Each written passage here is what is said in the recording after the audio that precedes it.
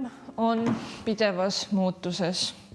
Nii poliitiliselt on pidevalt juhtumas mingisuguseid asju, kindlasti olete märganud, või ma ei tea, majanduses või isegi loodus ise.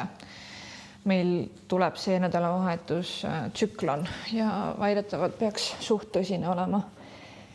Ja tehnoloogia areneb ka niivõrd kiiresti, et pidevalt üritatakse sinu tähelepanu saada kontrolli alla või siis lihtsalt sinu enda mõtetelt mingisuguse kindla asjani. Et isegi kui poodi lähed, siis need koridorid seal poes on disainitud niimoodi, et sa ilmtingimata ostaksid midagi, mis sul tegelikult vaja ei läinud.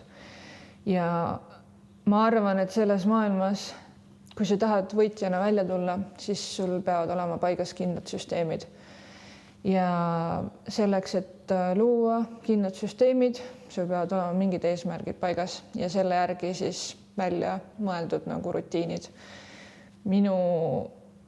Ilmselt elu lõpuni minu kindel eesmärk on olla niivõrd tervislik kui võimalik ja sellepärast ma toitun normaalselt ja käin trennis ja täna on päris halb ilm ja tavaliselt ma kõnnin jõusaali ja mul oli siuke mõte hommikul, et ma ei viitsi. Nagu isegi mitte see, et ma ei viitsi kõndida, ma lähen autoga, vaid juba nagu tahtsid nagu isegi täiesti trenni ära jätta lihtsalt sellepärast, et vihma sajab. Aga niimoodi ei saa toimetada, nii et ma võtan oma vihmavarju, tuult ei ole, nii et kõnnime jõusaali ja teeme ühe korraliku trenni.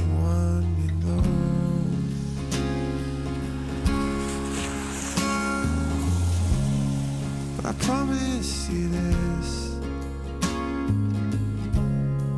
I'll always look out for you.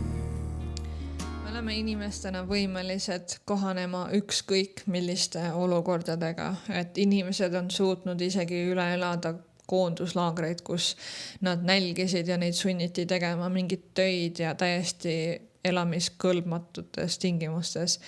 Ehk kindlasti oli inimesi, kes ei suutnud seda üle elada, aga see kõik tuleb tagasi selle juurde, et kuidas sa nagu enda elu ja kuidas sa oma vaimset tervist nagu siis hoiad. Ja kui me pidevalt ainult teeme asju selle järgi, kuidas meie emotsioonid on, ehk siis kui me lähme paanikasse ja me muretseme mingisuguse asja üle ja siis sellepärast kohe nagu muudame oma teguviise, siis see on see koht, kus kõik nagu laiali valgub, kõik laguneb ära ja sul on vaja sükest tugevat vundamenti. Ehk siis, kui toimub mingi suur muutus ja sul on see tugev vundament paigas, siis isegi kui on see olukord, siis sa suudad kohaneda ja sa suudad adapteeruda ja sellepärast on hästi oluline, et sul on need kindlad rutiinid, struktuurid, mis asjad, mis on sulle olulised, kuid samal ajal ka, mis töötavad nagu sinu kasuks.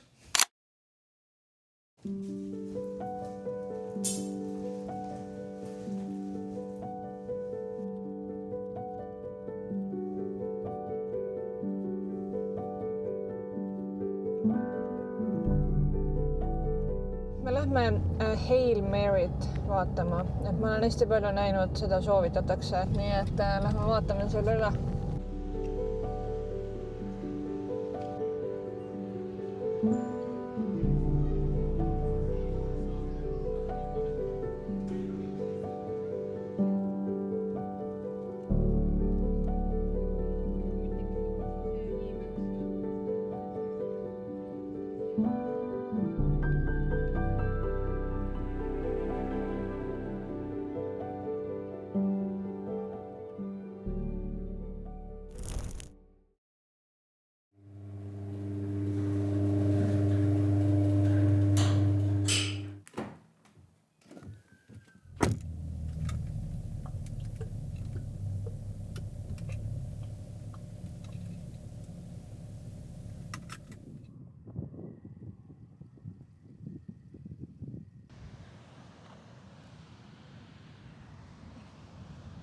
Ma kardan lendamist ja ükskord, kui ma üksinda käisin Malaisias, ma rääkisin enda kõrvalava inimesega ja ilmselgelt ta märkab seda, kui hullult ma ikkagist nagu põen seda lendamist ja eriti kui on turbulents.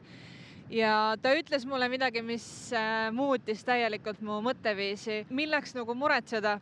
Kui see lennuk alla kukub, siis see, et ma muretsen, ei muuda mitte midagi. Ja see võib-olla tundub natuke naljakalt, aga tavaelus ma pean endale pidevalt seda sama meelde tuletama, et asjad, mille üle mul ei ole kontrolli, mul ei ole mõtet nende pärast muretseda, see ei muuda mitte midagi. Ja hoiab minu aju tegevuses mingite asjade üle, mida ma ise niikuinii muuta ei saa, ehk siis samal ajal siis ma unustan ära võib-olla enda igapäevaelu olulised asjad, kui ma pidevalt nagu paanitsen mingite asjade pärast. Mis tegelikult on meie kontrolli all, on ju see, missugust infot me igapäevaselt tarbime. Meile see info on nii lihtsasti kättesaadav. Hommikul teed silma lahti, haarad kohe telefoni ja näed kohe kõiki neid uusi probleeme ja muresi. Ja samamoodi terve päeva jooksul ja siis, kui lähed magama, saad veel enne magamaminekut veel kiire satsi teha.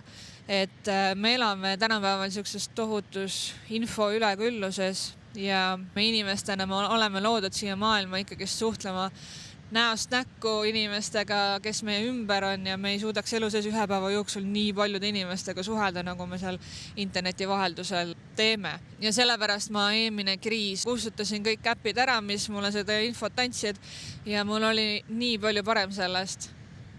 Ma ei muretsenud enam selle üle, mis ei ole minu kontrolli all, et see, mis toimub kusagil teisel pool maakera või kusagil mujal riigis, ma ei saa sinna mitte midagi teha.